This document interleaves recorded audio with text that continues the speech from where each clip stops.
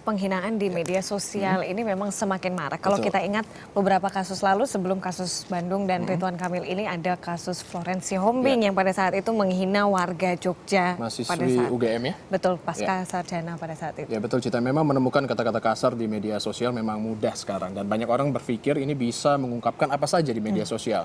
Padahal menggunakan media sosial itu ada aturannya. Betul sekali, dan ini yang paling penting dan yang paling pasti bahwa media sosial atau medsos bukan tempat untuk mengumpat. Media sosial kini tak terpisahkan dari kehidupan sehari-hari sebagian masyarakat. Berbagai hal ditumpahkan di media sosial.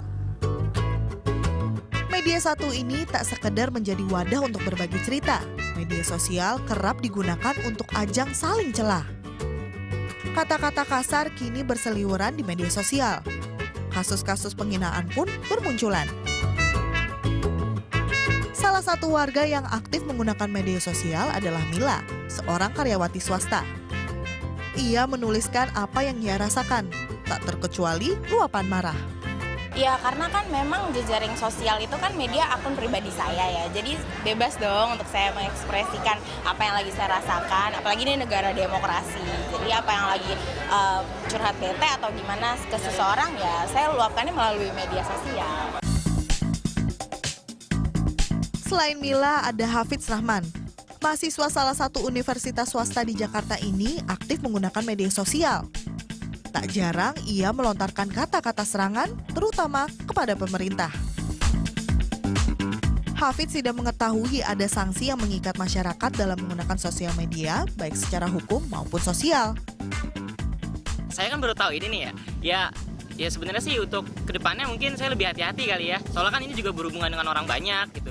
Bukan yang update itu bukan hanya saya aja yang lihat tuh. Dari teman-teman saya mungkin ada nanti yang berbeda pendapat atau apalah yang lainnya gitu. Selain Hafidz, masih banyak pengguna media sosial lain yang tidak tahu bahwa ada aturan dalam berbagi di media sosial, yaitu Undang-Undang Nomor 11 Tahun 2008. Aturan ini lebih dikenal dengan sebutan Undang-Undang Informasi dan Transaksi Elektronik. Sejauh ini sih belum tahu ya, karena kan emang peraturannya belum tersosialisasikan kan. Cuma sih kadang kalau misalnya aku nge-pet atau nge-tweet ya cuma sekedar apa yang ada di pikiran aku aja sih. Nggak tahu, karena kalau misalnya nge-tweet di handphone atau misalnya di laptop atau di warnet atau gimana, nge-tweet aja gitu. Kayak misalnya media sosial lain, kalau misalnya nggak saya sebutkan satu persatu, tapi kalau misalnya saya nge-tweet, akun yang saya punya saya nge-tweet aja, nggak respon siapa-siapa, karena itu akun saya gitu. Belum pernah denger sih, maksudnya sempet denger cuman nggak tahu kalau itu ternyata udah ada ya sekarang ya. Aku nggak tahu, aku malah taunya ya biasa aja gitu, nggak sampai seserius itu juga gitu. Jadi ya selama ini bersosial media juga ya bebas-bebas aja.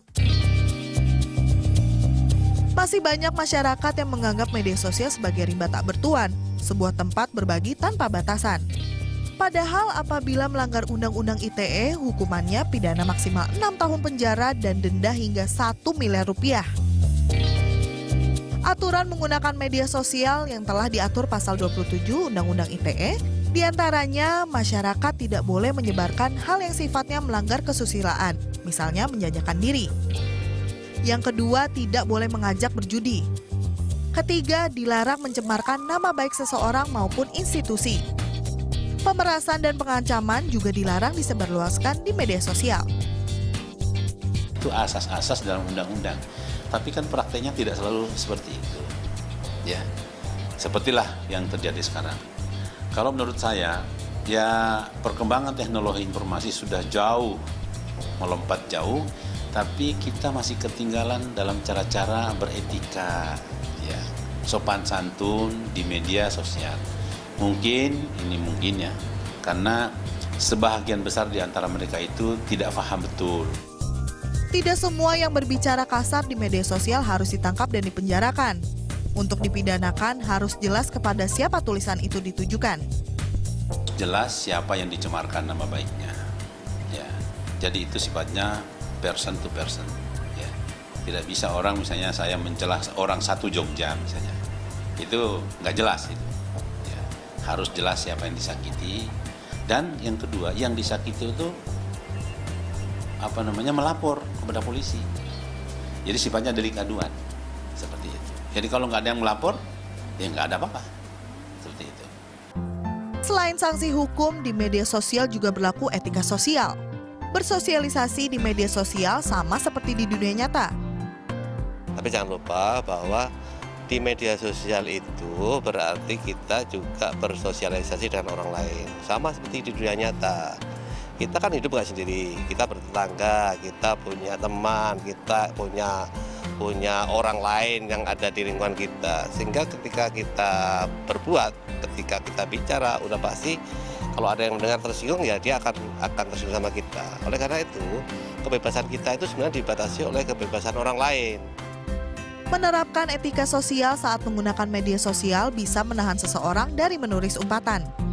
Kamu sedang marah, ketika kamu sedang geram, ketika kamu pengen ngamuk, hindari ponsel, hindari laptop, hindari apapun yang membuat kita dekat sama media sosial. Kenapa? Karena kita nanti akan otomatis marah di media sosial. Menggunakan media sosial dengan sehat masih menjadi pekerjaan rumah di negeri ini. Berbagai hal positif tentu lebih baik daripada mengumpat, karena sejatinya media sosial memang bukan tempat untuk mengumpat. Adinda Safrini, Tia Fani Febrian melaporkan untuk NET.